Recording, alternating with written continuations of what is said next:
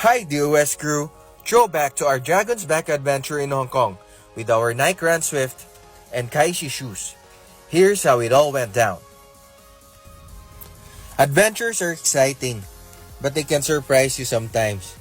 That's exactly what happened to us when we hiked the Dragon's Back Trail in Hong Kong. We started at Chai Wan MTR station around 3:50 p.m. and made our way up Lin Ching Road and Cape Collinson Road. By 4 p.m., we reached the entrance of HK Trail Section 8. Well, the weather was good, the trail was mostly flat, and the hike wasn't difficult at all. Dragon's Back is great for everyone, whether you're a beginner or an experienced hiker. Our Nike Run Swift and Nike Kaishi shoes kept us feeling comfortable and steady as we walked. By 4:40 p.m., we were at the start of the Dragon's Back Trail, excited for what was ahead. And that's my wife, Tin, leading the way. By 5:30 p.m., we reached the ridge. And the view?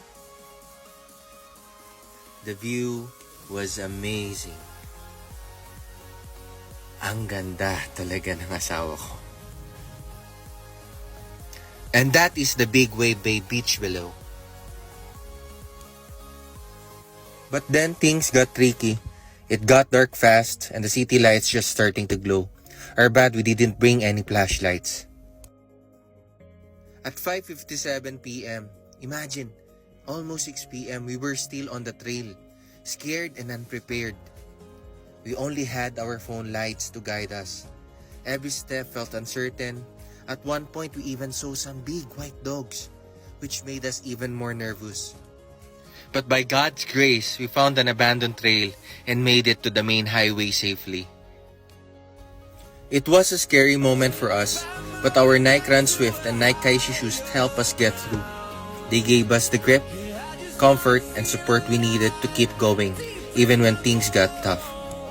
And that's your daily ounce of sneakers. Life can be full of challenges, but with the right partner, whether it's your shoes or the people you love and trust, you can get through anything.